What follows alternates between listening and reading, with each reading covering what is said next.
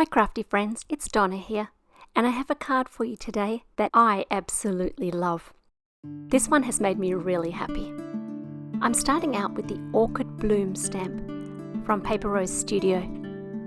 It's a new stamp, and so I'm just going to rub over it with my eraser so that I get a good impression. Sometimes I just rub my hand only, but this time I've used an eraser as well.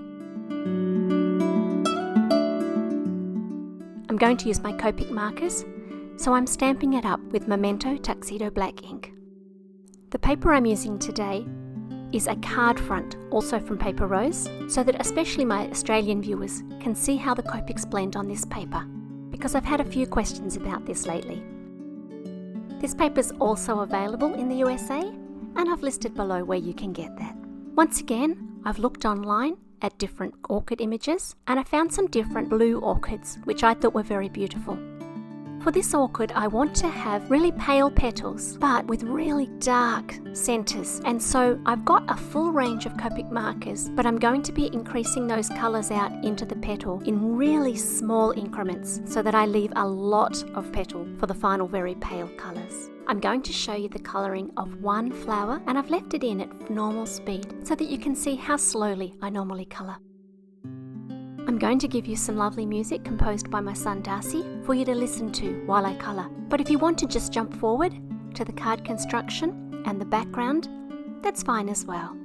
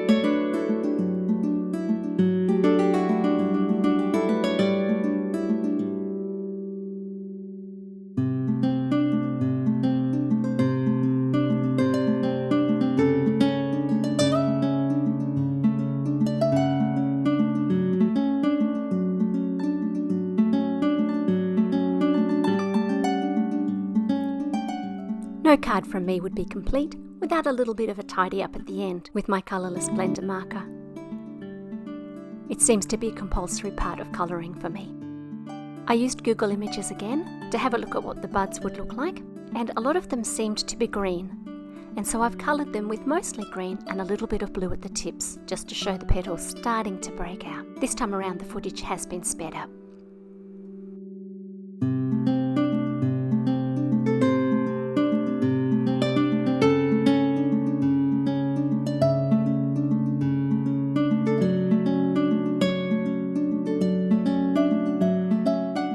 Once I finished colouring the image, I've cut it out. I left a little bit of a white border around the edge. I like to do this anyway, but especially with this image because of the very fine stems. I felt that it would be too flimsy if I didn't leave that border. Next, it's time to do the background. I've used a square card base from Paper Rose Studio and a thin washi tape. Judging by the grid lines on my mat, it's about 1/2 centimetre wide. I've used 2 colours to blend. One is Azurite, which is part of the Lapis Lazuli collection from Altenew, and the other ink is Dusty Sage from Simon Says Stamp. As I blend, I'm trying to keep in my mind where the image is going to be and where the sentiment's going to sit. I want a nice, rich, dark background behind my orchids, but I also want to be able to see the sentiment clearly.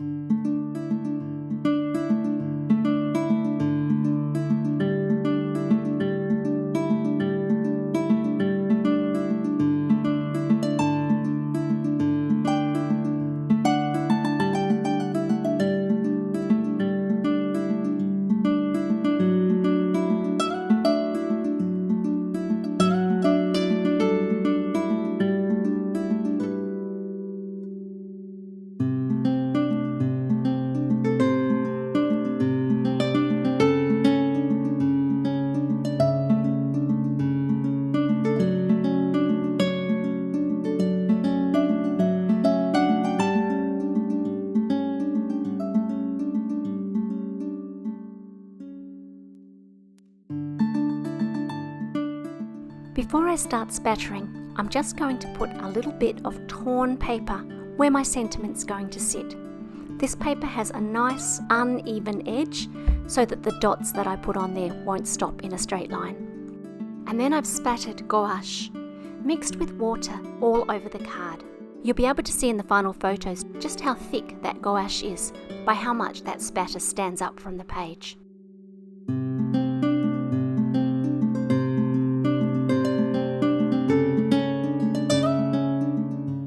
The sentiment comes from a stamp set called Daisy Days, and I've linked that stamp set along with everything that I've used in the information box below. I've stamped it with Versafine Onyx black ink, and then I've used foam tape to pop up my image.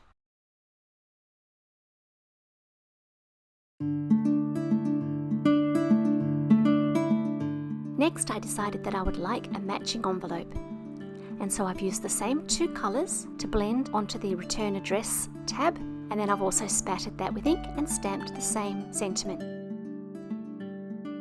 That's possible for me because I live in Japan, and the place that we write our return address is on the top left, on the front of the envelope. But you could add your address where I've put that sentiment.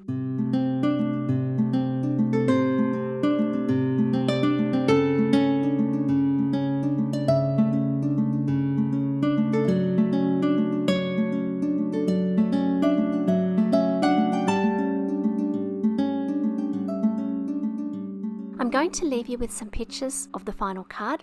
If you've enjoyed this card and you'd like to stick around to see what happens next, then please subscribe. That's all for today, but I'll be back soon. Bye for now.